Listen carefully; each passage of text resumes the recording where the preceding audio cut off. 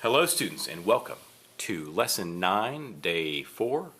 We're going to jazz up Amazing Grace. Let's get back to our right hand. We're in the same basic position. I'm going to play for you the first part.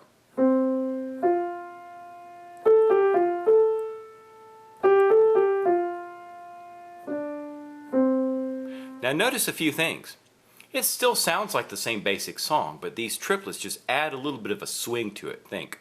1, 2, triple it, 1, 2, triple it, 1, 2, 3, 1, 2. Same thing. 1, 2, triple it, 1, 2. Now, to go to the high C like you did before, let's put a 2 on this G. Don't forget, in this key like we talked about in the first lesson, in this key signature, every single B is B flat, so don't forget that B flat. I know in the regular version of the song you don't have to play B flat, but in this jazzed up version you do. So this is common sense on the second line.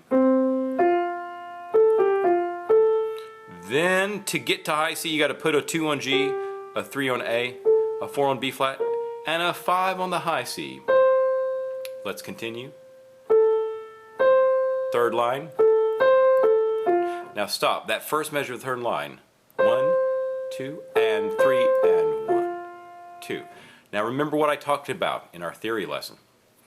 That the triplet eighth notes are 1/3 of a count. Regular eighth notes, however, are 1/2 of a count. So if a note is half of a count, like the third line, the first measure of the third line, those eighth notes are going to be longer than the triplets by just a little bit. Just think a half is a little bit bigger than a third, isn't it? So let's start this line right here, the third line.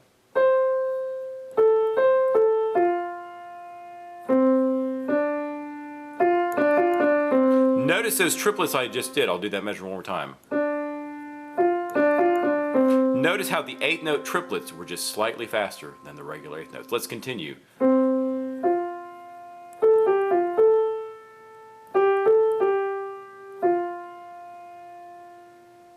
And you can slow down at the end if you want.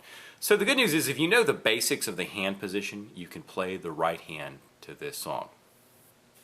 Now looking at left hand, we've got a little bit different chord. We start off on our F chord, but then we're going to go to C7/E.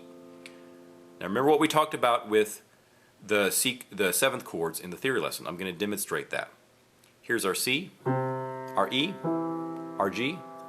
That's our C chord. Remember, our B flat, or our seventh note, is 1, 2, 3 half steps above the C. So this is our C7 chord. You saw it in theory in lesson 1. Now we're going to see what it really looks like. Now, how would we really play that if we were going to play all that with the left hand? We go 5, 3, 2, 1. Difficult chord to play if you're used to 3-note chords. It's going to be difficult kind of getting used to this. Now, just like with regular chords, we can do inversions of 7th chord. So, since we're in F position, this is the main home chord. This is home base for us. Instead of jumping all the way down there and playing this guy, let's do this. Let's put E on the bottom. The remaining notes are G, B flat, and C. This is a real comfortable way to play it. 1, 2, 3, and 5. Another way would be this. There's F chord. This might be a little bit easier since you're coming from F chord. 1, 2, 4, and 5. Okay, so practice that. F chord to the C7 chord. Just remember to get that 2 finger right above that B flat, because every B in this song is B flat. Then you're back to F. Then all the other chords are the same. Now, if you have a lot of trouble with the 7th chord, this is what you can always do. Watch this. Here it is, the song with the 7th chord.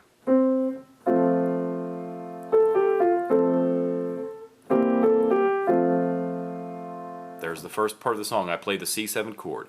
Here I'm just going to simplify it. I'm going to go back to the regular E, G, C chord.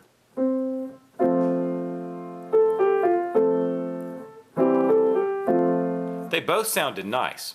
They both worked well, and with the 7th chord you can always just take out the 7, pretend it's not even there, and it's a regular C chord with E in the bass, with E the lowest note. Something you can always do is simplify the chords. You can't always just make the chords more complex, that doesn't always work, but you can always simplify them if you would like. Now notice the difference in the sound. Here's the beginning.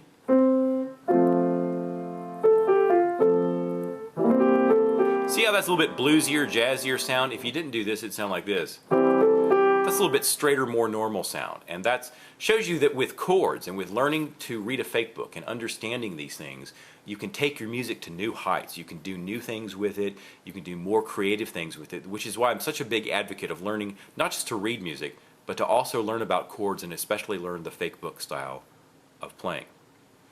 Now let's say you're going to do a little bit of variations on this, and you want to do variations with the 7th chord. So let's think what we could do. We could roll.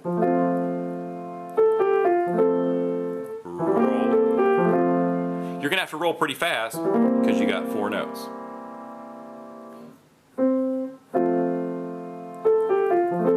Roll fast. Or you can maybe do some as a block and some as a roll. For example, roll, roll, block chord. That's very effective to do. In general, the bigger the chord is, the more notes a chord has, the harder it is to roll. Because, I mean, that's just kind of obvious. You've got more notes there. Okay? Let me do the entire song for you in this jazz song with both hands together. I think this will be easy if you've got the first one down. Definitely do the day 3 assignment before the day 4 assignment, because this is a little bit more complicated, but when you get the first one down, it's not too bad. So here we go.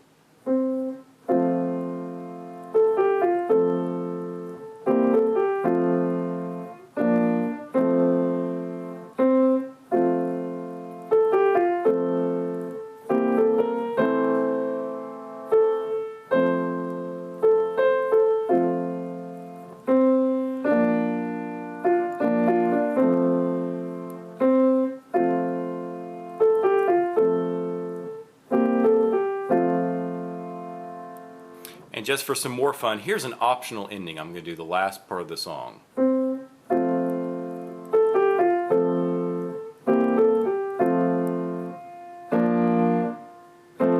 See what I did? I just threw in another chord. I threw my B flat chord in, and then went back to good old F chord. That's done in churches all the time, that little ending.